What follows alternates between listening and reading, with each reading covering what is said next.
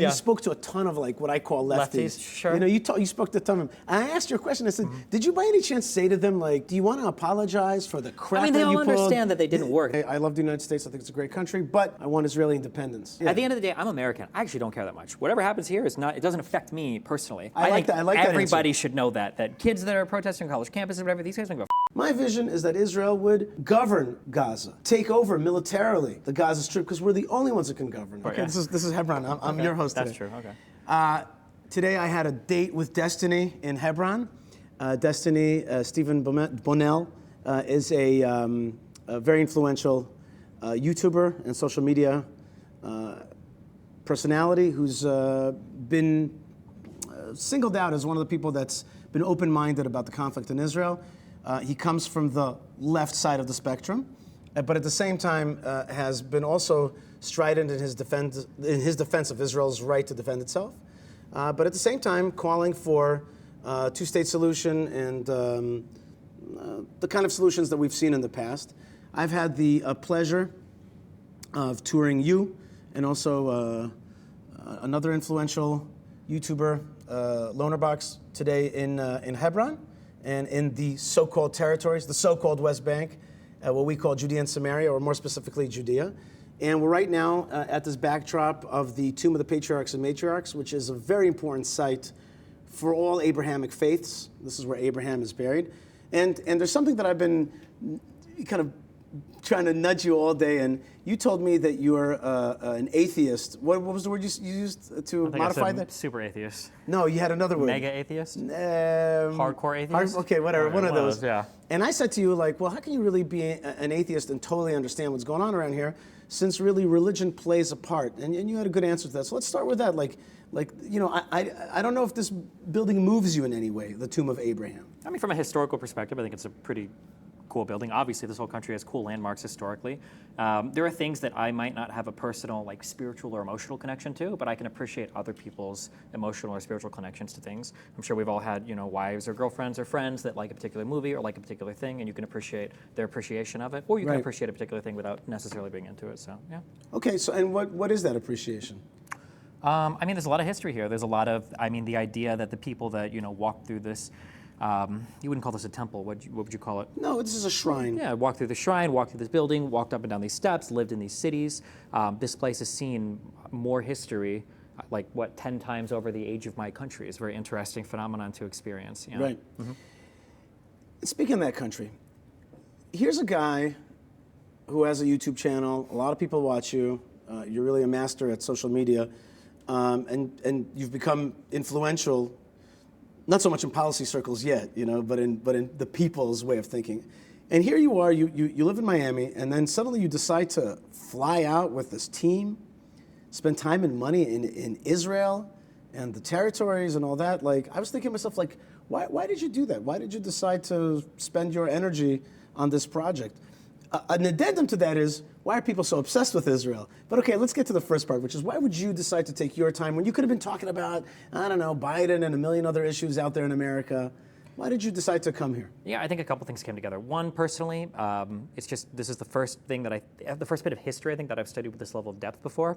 So studying it and talking about it has been something I've spent a lot of time on. And because this country is relatively young in terms of its recentness, the state of Israel, it's cool that I can have arguments with people. I've argued over, you know, what did Ben-Ami mean when he said, I would have rejected the deal at Camp David? And we can have arguments and arguments about this. Well, I can actually go and talk to him. He's alive, and he'll do interviews, right? And I can't say the same for, you know, what did XYZ leader think in World War I, or, you know, what happened in the Civil War in the United States. So your history, you know, in some ways spans back millennia, and in other ways is still 3 millennia. 3 millennia. Yeah. Isn't millennia, multiple millennia? You're probably right. Yeah, you're right. Yeah, and but in other ways, your history is very recent. You know, people's parents here were parts, or people themselves are you know, I served in the '67 war. You know, I remember coming over from '48. We talked to a guy who was over 80 yesterday. So there's that, and then there's the fact that, you know, in the United States, we've got two former presidents running against each other. So the election season is a bit slow. There's not anything new or anything coming out, so there's not much to be talked about. Plus, you've got the war going on, and that's like filling the news space. And then on the addendum question, this conflict has everything anybody could ever want out of a conflict if you were looking to obsess over something. You've got oppressor, oppressee, you've got Jews and Muslims, you've got brown and white, you've got West and East, you've got, there's just like anybody that wants to read anything into this conflict can literally find whatever they want to read into it. That's interesting. Let's riff off of the point that you just made, which is oppressor, oppressee. A lot of times in Western media, we get a sense that Israel is the big bad wolf. Palestinians are the victims. They're small, Israel's big. Throughout this tour, I've tried to impress upon you a different perspective, that Israel is actually a small country, an armed ethnic minority in this region, that is really oppressed by the much broader Arab/jihadist state of affairs that runs in Arab countries, and that really we have a tight noose around us.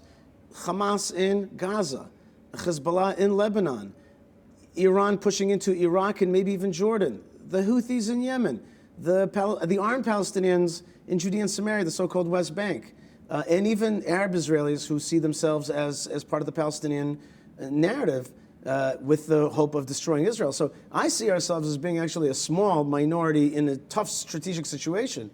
And I've tried to sell you that. Did you buy into it at all, or? No.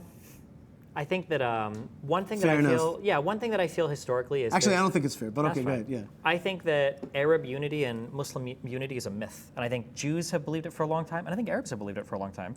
But So Jews and Arabs believe it, but it's a myth. It's a myth, yeah, because every time Arabs call upon each other to go to war to get rid of Israel, I think that the competing interests are always more pressing to them than the unified, fighting against Israel. I think it's a conflict over conflict. Yeah. The stuff that I said, which is that the jihad is taking over Gaza, southern Lebanon, Iraq, Iran, Yemen, that's a myth? I didn't say that's a myth, but who are their main enemies? Meaning? Other Muslims, other Arabs, Saudi Arabia. Well, they've declared war against Israel. We just had an attack from Gaza that killed 1,200 in one shot. And Yemen has declared war against Israel, the Houthis have anyway, and shooting rockets at us. The Houthis have, and who have the Houthis been fighting for over a decade?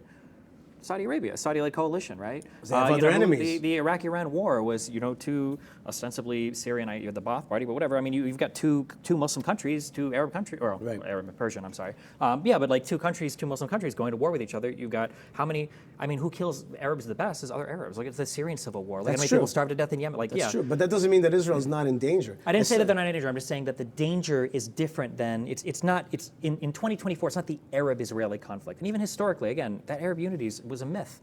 Nasser called up Hussein and he lied. He said, "Those are my planes going back in the 6-day war, I promise." And then Jordan basically gets obliterated. They were Israeli planes coming back. Yeah. But I'm making a point which is being missed here, which is that Israel is not the big boy around here. There's serious enemies that Israel faces, and we actually lost on October the 7th. We let our guard down, and I'm saying Israel can't let its guard down. It can't cut up its land and give it away to the jihad. That doesn't work. And Israel has got to see itself, it's got to see the enemies as big and strong, and itself as on the knife's edge, surviving out here, and not taking for granted what our enemies want to do. I agree. The enemies of Israel need to be seen as big and strong, but I think that the problem is that right now, Israel is divided, and I don't think they see their enemies accurately. It's not the standing armies of Egypt, Jordan, and Syria anymore. It's the international propaganda war. It's the weakness of Israel's strength and the strength of the Palestinian weakness. It's the way that Western media can be influenced by 30,000 dead Palestinians.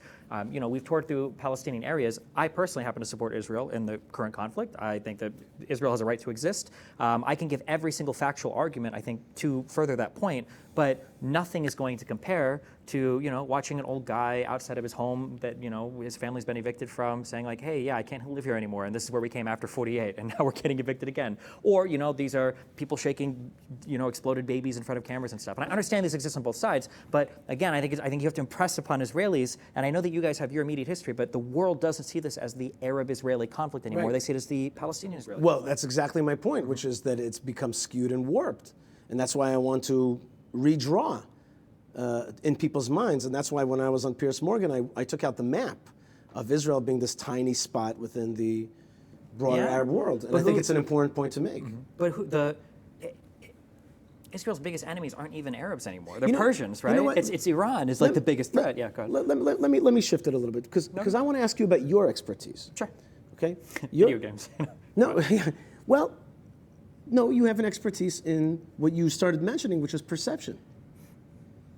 And clearly Israel is not doing it quite right. We're not being perceived as a victim. If you had to give advice to Israel in terms of the perception war, what I call the narrative war, what would it be? I don't know how you could ever fight against the reverse David and Goliath that has happened, where it's Israel and Palestine. I don't think Palestinians have enough support from any foreign government to ever make that look appealing to people. Say that again? I don't think the Palestinians have enough foreign, military support to ever make this fight look appealing on the outside, such that oh well, Israel is in an existential battle. Mm-hmm. Yeah, I mean, and again, I'm you told me earlier, if you're not religious, how do you understand this, blah, blah, blah. And I'll ask you to flip it. Just think of the perception from the outside. It's okay, October 7th was a threatening attack to all of Israel's existence. We lost 1,200 people. But the 8-month war that we've conducted in Gaza, where some, 20 to 40,000, I don't know what the actual numbers are, but at least 20,000 Palestinians are dead, even if half of them are Hamas. There's no person that looks at that and goes, wow, yeah, October 7th was a huge threat to Israel, but yeah, the Palestinians sure do have the upper hand. Nobody sees it that way. Yeah. It's interesting, the Israeli Hasbara machine keeps on saying, the amount of civilians to combatant casualty rate is very, very low, but it doesn't jive. I think also that Israel should have struck hard and fast and made this into a 2-week war, not an 8-month war. That was a big mistake. That should have been one of the calculuses, which is, and it always has been in Israeli wars, which is go fast while you have support. I would have finished this war in 2 weeks. Turn off the electricity, the food, the water, the medicine, and especially the gasoline, and thereby flushed out the tunnels, because the tunnels can't exist for more than a few hours without those fans rotating in fresh air, and finish the war up, let the bad guys come in, and of course then have a vision. And this is another part of our big discussion that we had today, which is what's the vision for the future? My vision is that Israel would govern Gaza, take over militarily the Gaza Strip, because we're the only ones that can govern it. And after that, move in our people, and let, of course, Arabs who are decent, non-jihadists, pro-Israel Arabs, get residency, and then we will actually take responsibility for them. I see that as the movement forward. The problem when you start shutting stuff off is you're helping Hamas win. For as much as people say Israel might kill Palestinian civilians, the people that want Palestinian civilians to die the most are Hamas. Right. If you shut off the electricity, do you think that Al Qassam brigades is starving to death while they're feeding civilians in the street? No, they're stealing aid and they're reselling it to people. So I think that if you turn off that stuff, you're going to have tremendous international pressure on Israel, and you're going to have tremendous. 2 weeks. Well, but in 2 weeks, nobody's kicking out Hamas after 2 weeks of turning this stuff off. It's going to draw out and out and out, and the people to die first are going to be tons and tons of civilians, and you just can't have civilians starving to death. Well, another thing is to move the civilians. One of the big disgusting aspects of this whole war is the unwillingness of America, Egypt, and others to move the civilians into a safe space, like the Sinai, right? Egypt won't agree with that, right? Well, why though? Right? See, that's because they don't want to deal with 2 million. That's a lot of refugees. I would have taken responsibility for it. I would have been open that door to Sinai. I'm going to put the tents in. I'm going to make sure they're fed. I'm going to make sure the civilians get out of the harm's way, and then deal with the combatants. Nobody wants them to move. I don't think the Palestinians nor the Egyptians would deal with that. Also, you've got to understand there's got to be a feeling there for them to feel you've talked to me today about, it's not the West Bank, it's Judea and Samaria, right? For them, these are the places that their grandparents grew up in. It's the places that some of them went back to. They're not going to want to just move to the Sinai. It's not the same thing to them, right? Although the Sinai sucks. Gaza's beautiful. Gaza's beautiful. The Sinai is, North Sinai is beautiful on the beach. North Sinai on the beach might be, but that's not where they would all be, right? I'm sure. Sure, you move them to North Sinai. That's exactly where they would be. Okay, all right. That's exactly where they would be. That's exactly where the tents would be. Let's shift gears for just a second. Sure. Did you have any fun in Israel? Did you enjoy yourself? Did No. you see it? No, you didn't. You were working the whole time. Yeah, we were doing stuff the entire time. I don't know if I'm sure, but just as an example, this is what our schedule looked like for interviews. Yeah, this is a different interview every day. This is we're driving, we're setting up in between. We've got all of our huge stuff. Yeah, there was no time for anything. By the way, I just want to tell you that one of the reasons that you got in touch with me is because I made a video making fun of you or at least challenging you intellectually also. And then you made a video about that, and also the Piers Morgan thing. So it was interesting. Some people were not happy with me challenging you because they're like, Destiny, he's on our side, you know? And I'm like, no, he might be an intellectual person, but like, I didn't agree with his conclusions. Like, we should not give up our land. We should not split this country up. And I chided you for coming up with the old solutions without coming up with any new solutions. But you like that. You actually made a video saying, okay, this guy's challenging me on the subject matter, not just calling me ad hominem names. Generally what people do, yeah. Yeah, because there's a lot of, and that's what one thing I noticed right at the beginning of our tour together is that coming from America, there's ironically no sense of conversation anymore, or less of it than it used to be. Somebody told me that the universities used to be the safe space itself. And now you really cannot have a chat. I have family members who, one watches MSNBC and the other one watches Fox. When they get together, it's just boom, just an explosion within seconds, curses are flying, and they're not on the same page anymore. So maybe like America has become less conversive or conversant. Is that the right word? Yeah, we talked about this earlier. This is such a boring answer because people want to blame feminism, or they want to blame the red pill, or they want to blame Islam, or they want to blame the Jews. People have their particular ways of viewing the world, and when they put those glasses on, that's how they see everything, and they want to see everything because it makes them feel good. It makes them feel in control, and they organize things. I honest to God think that the internet has dramatically changed the world in such an unbelievably short amount of time. Like, there are people that ask me questions about my childhood, and I don't even remember. Like people ask, like, oh, like, how did you guys like keep track of each other? And it's like, I actually have no fucking idea. Before you had a cell phone, when you left, because people might say like, oh yeah, we'll meet you at Michael's house at like 7. But like if somebody's running, I don't know what the fuck you do. I don't even remember. And that was my life growing up. The internet has changed us so much. And one of the things that it's done is it's done this bad thing. I'm a huge liberal. I love liberalism, the ultimate liberal. But too much choice sometimes is bad. You need to be forced to be together with people that you might not want to be otherwise. And the internet has given you this scary ability to select. But you're funny because that's what you make your living off of. Well, kind of. Aren't you also catering to the incels? A little. No, I try to reach out and talk to. You've seen it. I'm here on this trip, right? I reach out and I talk to way more people, I think, than any other person on the internet, right? You heard the people we talked to today, from Mordecai Kedar to Valen to Ulmer to Barghouti. I think that people's ability to filter and select who they want to talk to and which bubbles they want to be in is destructive to the mind. It destroys the mind.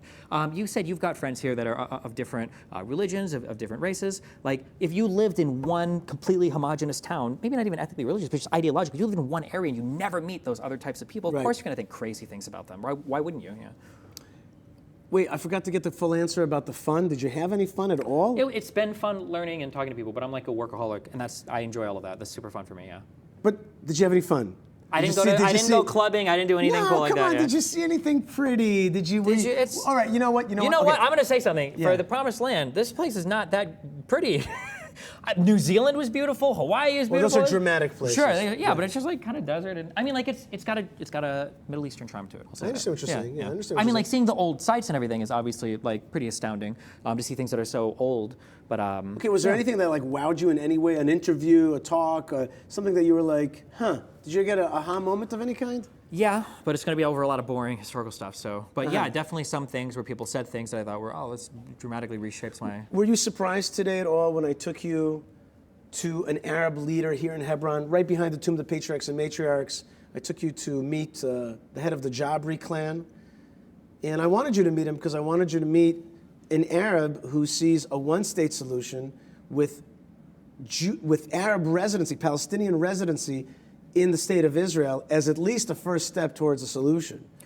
You would have surprised me if it was like on day 1 or 2. We've spoken to a few Arabs now, though. One thing I've noticed is that like we speak about Israel and the problems you have in the Knesset and the division in Israel, and then the Palestinians are always the Palestinians. But I mean, we've been here for almost 2 weeks now, and the Palestinian or Arab population in these lands are as diverse in opinion as the Israelis, as the Jews. So yeah, I mean, like it was cool getting another perspective. But yeah, I've definitely seen there's a lot of division between. Well, that's good. Yeah, that's already a good thing. Just to understand that it's not Israel, one monolith versus Palestine, another monolith.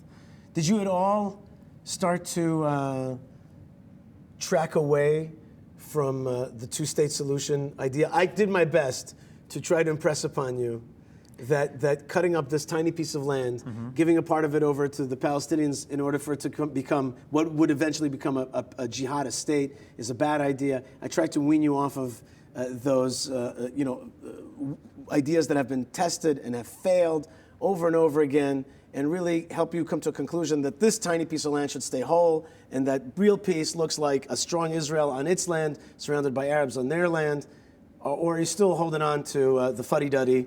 So this is my perspective. I'm trying to goad you here. Yeah, is no, that I coming understand. across here? Okay. Yeah, a little bit, yeah. But Okay. this is my perspective. At the end of the day, No, but I do mean it. no, yeah. At the end of the day, I'm American. I actually don't care that much. Whatever happens here is not. It doesn't affect me personally. And I like think that. I like that everybody answer. should know that kids that are protesting on college campuses, whatever, these guys don't give a fuck. In 6 months, they're moving on to. I'm sorry. In 6 weeks or in 6 days, depending on what's going on, they're moving on to the next thing. So overseas, if nobody lives here, they don't have a direct investment here. They don't. Nobody actually cares. I care insofar as I'm interested in the history and I'm interested in how things turn out. When I talk about like one state or two state solution, or the Emirati solution, or whatever the fuck else solution, or the Jordanian corridor, or whatever, or the Sinai, I don't actually care like principally about any of these things. I guess what I'm most interested in is what do both sides want? What are the red lines on both sides? And like how can that be nudged so that these red lines overlap instead of being completely when both sides are contradictory, both can't exist at the same time, is what I'm looking for. Mutually exclusive? Yeah, when both sides are mutually exclusive to each other. That's kind of thing that I am. So like, if somebody came up to me today and they said, oh, we just did a poll and 75% of all the Palestinians, 75% of all the Jews, they all came together and they said that they could handle 2 separate states and they'd feel comfortable, blah, blah, and I say, okay, I'm a 2-stater. Right. If somebody comes up to me and they said, oh, we polled and 85% of people all say that, you know what, Arabs are cool having a separate kind of like parliamentary body, they'll live in a one state and everybody will be happy, it's blah, blah, blah. I was like, oh, okay, fine, then I'd be cool with that. Like, people oftentimes from the West, we do this thing where we want to impose, like, okay, well, you need, like, you don't have a bicameral legislature with a constitution. Well, you guys need to do that first. And then, like, oh, well, you guys don't have this. And it's like, that's a mistake. I think it's stupid, yeah. Okay, I like that. I like that. That's a very fair answer, except for one thing. Okay. Like, I think it's a very fair answer as a foreigner talking about this place. I like that you're saying, look, I'm not here to impose the thing, and I don't care so much because it's really not my thing, but I'm interested in trying to move people together. The only mistake in that, in my opinion, is that here in the Middle East, as I told you, my colleague Noam Arnon came up to a very important, prominent Arab around here, gave him a solution idea, and the Arab said to him, I really like it. It's a good solution, but you're going to have to force it upon me. Because as an Arab, I can't now get out there and be like, yeah, I can accept Israel and I'll be a resident of Israel. Like, there's an honor thing, and therefore, I like your solution, but you're going to have to force me to accept it so that I could save face. And say, okay, well, you know, they forced me, but it is a good solution for my people. But I just don't want to have to be accepted like a Westerner and be like, yes, I vote for this solution. I mean, I disagree, but all the historical examples I'm going to cite are things where you said Israel has made mistakes. So, you know, Ben-Ami says over and over again that I think Israel can figure out how to do peace, but it can't force the parties to be ready for peace. That typically that's been on the Arab side. So it took, you know, Yom Kippur in 73. So that's where the mistake is. He doesn't understand that you have to force peace. I understand. Yeah. By the way, you spoke to a ton of like what I call lefties. Sure. You know, you spoke to a ton of them. And I asked you a question. I said, did you by any chance say to them like, do you want to apologize for the crap that you pulled? I mean, they all understand that they didn't work. They understand the plans didn't work. Did they understand that they failed tremendously and helped radicalize Palestinian society to the point that, like, the kids now are jihadis and that they've been educated through the system that they created? The PA has created an education system to teach kids to hate Jews. That's what these guys have succeeded in doing. I think that it's easy to think of counterfactuals where everything would have been perfect, but one thing that Israel is horrible at is I don't think Israel takes credit for the tremendous progress that they've made in conjunction with the Palestinians that live here. Like, for all the horrible refugee camps, for all of the horrible UNRWA brainwashing, for all the horrible whatever else, the Palestinians are like the second most literate group of Arabs in the world. Right. You know, for as horrible as people will say that, you know, these particular areas are, the standards of living here are among some of the best for Arab populations around the world, you know? And people will say that, like, oh, like, look, you've destroyed them. No, Syria is destroyed. Iraq for a while was destroyed. Right. Yemen is destroyed. Palestinians definitely have issues, and I'll say this, I'll leave this out here a little bit because I know you're going to disagree with it a lot. I came into the past 2 weeks, I came in here hating the PA, hating Mahmoud Abbas. And after, you know, touring through some of the cities, after seeing the police officers around, after hearing what they used to be like, what they are now, there is a sense of security. There is a sense that people could be out. I think I give them a little bit more credit than I used to, yeah. But that's interesting. You know, for me, when I watch Palestinian Authority television, which I have at home, it is 24/7 brainwashing to kill the Jews. It's really pretty sick. When I pick up from the trash Palestinian Authority textbooks here, it's literally like 2 dead Jews plus 2 more dead Jews equal 4 dead Jews, correct? Like, it's really pretty sick. And okay, but it's interesting that you see it that way. Abbas is an improvement from Arafat, I would say. But maybe you wouldn't feel that way? Yeah, I don't know. And also, like, I just know too many Arabs who have been literally tortured for taking selfies with Jews. You know? I mean, first and second Intifada saw 1,000+ collaborators that were tortured and killed too as well. It's just horrific. And you sat with an Arab today who kept saying to you, how could your government, this thing that's supposed to symbolize liberalism and democracy, support these dictators who oppress our people and steal our money? I mean, dictators work in some parts of the world for a while. You said it yourself. You guys agree that sometimes the interim, sometimes not all at once, right? Yeah. And I think one of the big mistakes actually was Israel assuming like, oh, we're going to take these people, Mordecai Kadar would say these people that organize long families and tribes and clans, and we're going to thrust upon them liberal democracy, thinking that the only two options are liberal democracy or this incredibly theocratic dictatorship, not realizing that there might be like interim steps in between that are okay steps in between. But that's a more macro question that maybe I'm equipped to answer. But Stephen, we got to start winding down. It's been really fun to have you here. I call it the nom de guerre, which means like the war name, your handle, or your, what do you want to call it? Well, my son is Nathan, so I'd be Abu Nathan, right? Abu Nathan, yeah. That's right, that's right. Your name though is Destiny. Stephen. Well, but online you call it Online is Destiny, yeah. Right, which bespeaks of destiny. I think Yair Golan, I think Ben Ami, but every single person we spoke to this trip used Israel's destiny like 5 times. I wasn't going to ask you. No, I was going to ask you what you think is, the Torah tells us not to try to overly guess the future. But how do you see it? First thing, just, this is really not my department, but just to get a sense from you, what's the health of the United States of America? We just went in for an MRI, and we're going to find out in a few months what the results are. They're either going to be terminal cancer all over the body, and we're going to be on the way to dying, or we had a small tumor that is easily operable, and we're going to remove it, and everything's going to be okay-ish going forward. We'll find out after our next presidential elections what the results were, I guess. And you're a Biden person. I am a big Biden supporter. So half the people hearing that are agreeing with me are on the other side. Yeah, they're like, I agree, Destiny 100%. And then I say Biden, they're like, wait, what? Yeah, so, Okay. In my opinion, I love the United States. I think it's a great country, but I want Israeli independence. Like, I have no problem with America being successful and good, but I want more Israeli independence. I don't want Israeli dependency. I actually don't want America to give any aid to Israel. If they want to have joint defense, fund for joint defense operations and development, okay, but I don't want any aid. I want to see Israel as an independent, strong country making decisions. I also want to see Israel diversify its purchases, not just from America, but from the rest of the world, and also make its own armaments and other things. I want to see Israel stand a little bit more alone. I think it's time. So I don't mind the U.S.-Israel relationship, but as long as it's not overbearing and become paternalistic. Thoughts? I understand that. I think that Israel, for a long time, from the first days of the country, saw that Western help was important to have Western support, because it's easy to imagine if I go to fight one other guy and that guy has a friend, and then I've got a friend, and I tell my friend, actually, you know what, I think I can take that guy, I don't need you. And then my friend's like, okay. And then all of a sudden, all 3 of them are over there. I think that's always the fear. It's not that Israel can't handle itself against a couple other enemies, or even a sea of enemies. It's that Israel can't handle itself against a sea of enemies that have the backing of even further enemies.